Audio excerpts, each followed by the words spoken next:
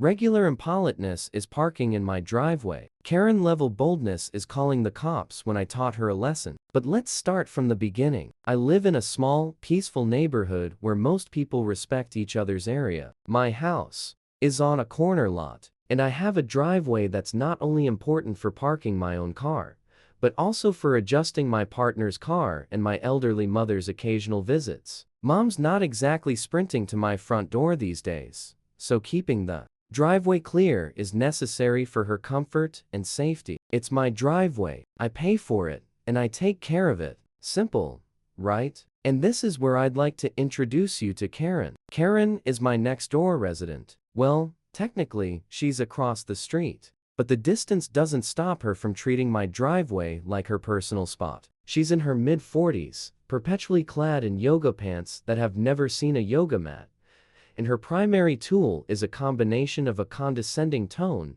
and that smug, self-righteous grin. If you're imagining her with a messy blonde bob and a large iced coffee permanently attached to her hand, you're not far off. At first, I thought her parking in my driveway was an honest mistake. It started a few weeks ago when I came home to find her car a shiny white SUV that screams I can park wherever I want because I have leather seats blocking my driveway. I sighed, knocked on her door, and asked her politely to move. She apologized with one of those half-hearted, sing-song "oh, sorry" responses and moved her car. Problem solved, right? Wrong. A few days later it happened again, and again, and again. By the third time, I was starting to feel like a character in a bad sitcom. I'd come home after work, find her car, smack dab in my driveway, and have to walk over to her house to ask her to move it. The second time she tried I was only going to be a minute excuse, even though her car had been there long enough to accumulate a layer of leaves by the fourth time. Her tone shifted from apologetic to outright dismissive. "Oh, come on, it's not like you're using it all the time," she said, waving me off like I was a pesky mosquito buzzing around her frappuccino. "It's just so much more convenient for me to park here when I'm unloading groceries." Groceries? Karen, the Trader Joe's is a 5-minute drive, and I'm pretty sure you haven't cooked a meal since the past administration. Naturally, I started documenting these incidents because my patience was wearing thin. I snapped pictures of her car in my driveway, complete with timestamps. I even kept a little notebook where I jotted down the dates and times of each problem. Yes, I was becoming that person. But Karen left me no choice. When I tried reasoning with her again, she upped the entitlement. "This isn't really your driveway, you know," she declared one afternoon, arms crossed and shades perched on her head like a tiara. "It's part of the easement." I stared at her, genuinely dumbfounded. "Karen, the easement is the strip of grass between the sidewalk and the curb. The driveway is on my property." "Well, that's your opinion," she said, flouncing back to her car. The tipping point came one Saturday morning. My mom was visiting and I'd cleared the driveway so she could park safely and avoid navigating the uneven sidewalk. I stepped inside for a cup of coffee, only to hear my mom shouting from outside, "Who the heck is this woman?" I ran outside to find Karen's SUV parked behind my mom's car, effectively blocking her in. Karen was standing there, gesturing wildly, arguing with my mom about why she needed the driveway for an emergency errand. "Emergency?" I asked, stepping into the situation. "I need to pick up cupcakes for my daughter's soccer team," Karen said, as if that was the kind of crisis FEMA should be handling. "Karen, you're blocking my elderly mom in my driveway. Move your car now." She rolled her eyes so hard,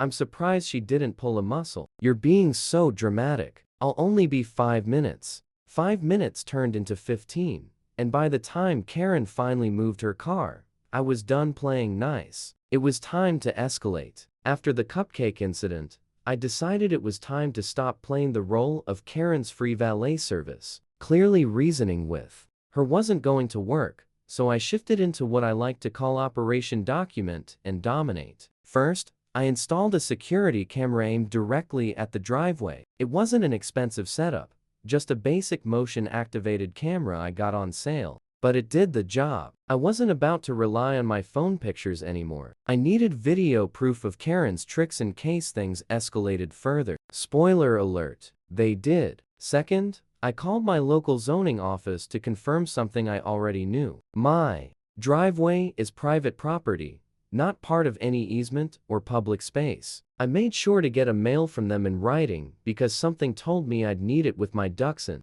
a line. I waited. It didn't take long for Karen to act again. A couple of days later, I came home to find her SUV in my driveway again. This time, she wasn't even around. I knocked on her door, but there was no answer. Fantastic. I was stuck staring at her car blocking my driveway while I had groceries melting in the trunk. Fine. Two can play this game. I parked my car directly behind her SUV, trapping it in the driveway. If she thought I was going to waste my evening hunting her down to move it, she had another thing coming. I left a note on her windshield that said, "Hi Karen, since you've made yourself comfortable in my driveway, I hope you don't mind if I make myself comfortable blocking you in. Let me know when you're ready to talk." Like an adult smiley face. Then I went inside, grabbed a snack, and settled in for some Netflix. About 2 hours later, there was a knocking on my front door. Guess who? Karen was standing there looking like she just emerged from a particularly grueling meeting.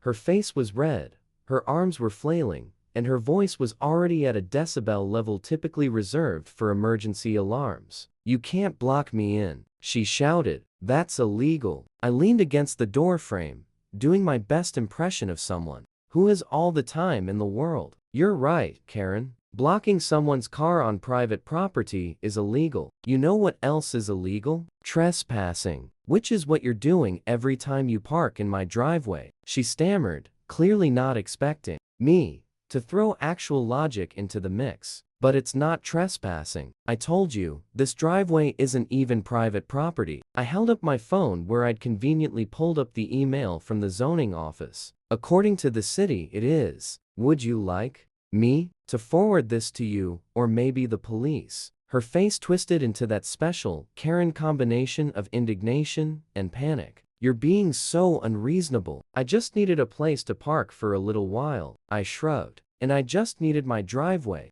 not to be used as your personal parking lot. Funny how life works." She stormed off in a huff, muttering something about how she was going to report me. To whom? I have no idea. The audacity. Police Homeowner Association headquarters. I let her drive her car away, and I thought that would be the end of it. But Karen was like a bad sequel. Unnecessary, over the top, and impossible to ignore. A few days later, I woke up to find her car in my driveway again. Only this time, she had outdone herself. She'd parked diagonally across the driveway, taking up so much space that not even my car could squeeze in. I didn't even bother knocking on her door this time. Nope, it was time to bring out the big guns. I called the towing company. "Hi," I said, trying to keep my voice from shaking with equal part rage and joy. "I have a car parked illegally on my private property, and I need it removed." The dispatcher assured me someone would be there within the hour. I grabbed a lawn chair and a cup of coffee, then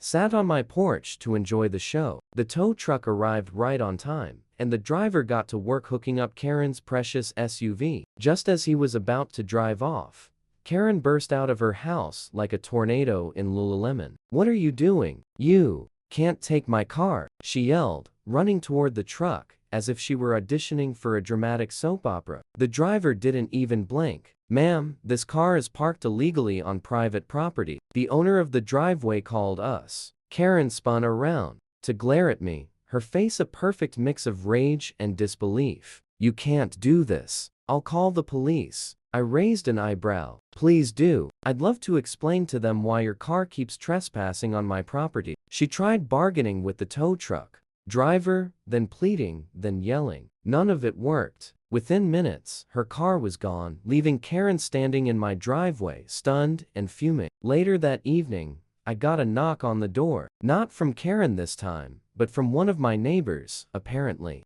Karen had been going door to door trying to convince the neighborhood against me, she said. "You're harassing her and abusing your power as a property owner," the neighbor explained, looking both amused and exasperated. "But honestly, Everyone knows what she's like. We've all dealt with her nonsense. Turns out Karen had pulled similar stunts with other neighbors, blocking their driveways, using their trash bins, even letting her dog do its business on their lawns. Nobody had stood up to her until now. By the next day, word had spread, and Karen had gone into full damage control mode. She stopped parking in my driveway, but not before leaving me a passive-aggressive note. I hope you're happy ruining your neighborly reputation. Some people are so selfish. I framed it. I thought Karen had finally learned her lesson after the towing incident. For a blissful week, my driveway remained Karen-free. No smug SUVs blocking the way. No excuses about cupcake emergencies. Just peace and quiet.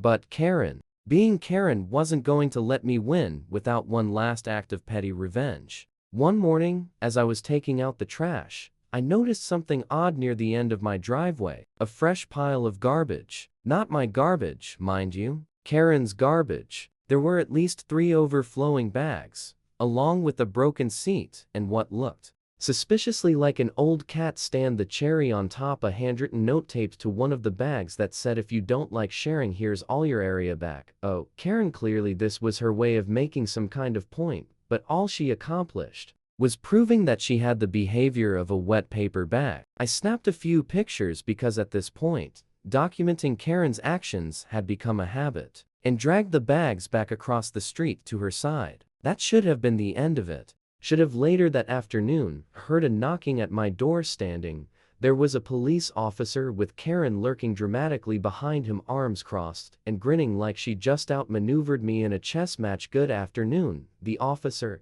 said politely. "Your neighbor here claims you've been bothering her and dumping trash on her place." Karen piped up, her voice dripping with fake concern. "I just don't feel safe anymore. He's been so aggressive ever since I parked in his driveway. I don't know what to do." She even threw in a sob for good measure. Luckily, I was ready for this nonsense. I smiled at the officer and said, "I'm so glad you're here. Let me show you something." I pulled out my phone and opened my gallery, which was basically a Karen record highlight reel. At this point, I showed him the pictures of her car parked in my driveway, the timestamps proving how often it happened, and the video from my security camera of her dumping the waste. Karen's face went from smug to shocked in record time. "I was just trying to make a statement," she stammered. "He's been so rude to me." The officer held up a hand. "Ma'am, I see no evidence of misbehavior here, but dumping trash on someone else's land, that's illegal." He turned to me. "Would you like to press charges for trespassing and illegal dumping?" Karen's jaw dropped. "You can't be serious."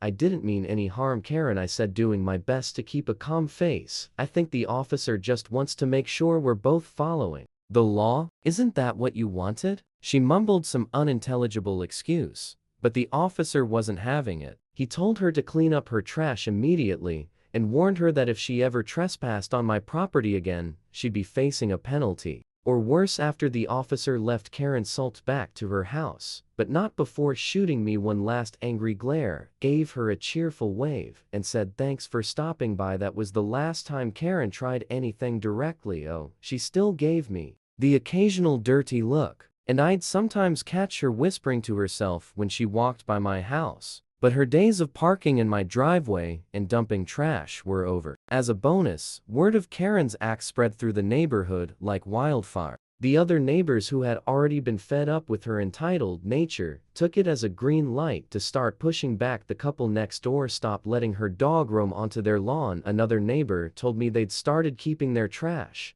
bins locked because Karen had been using them for her extra garbage. It was like the entire street had finally decided they'd had enough. Karen, it seemed, had officially lost her queen role. One day a few weeks after the issue, I noticed a moving truck parked in front of Karen's house. At first, I thought she was just doing some changes, but no, she was moving out, apparently dealing with an entire neighborhood of people who wouldn't put up with her nonsense anymore. Was too much for her to handle. As the truck pulled away, I couldn't resist one last joke. I grabbed a piece of chalk and wrote on the end of my driveway, "Vacancy. No Karen allowed." It wasn't my finest piece of writing, but it made me and neighbors laugh. And honestly, that's What mattered if this experience taught me anything? It's that dealing with entitled people like Karen acquires a mix of patience, persistence, and a willingness to stand your ground. Oh, and maybe a security camera or two now, whenever I pull into my blessedly Karen-free driveway. I smile and think, if anyone else tries this, I'm ready. Because let's be real, where there's one Karen, there's bound to be another.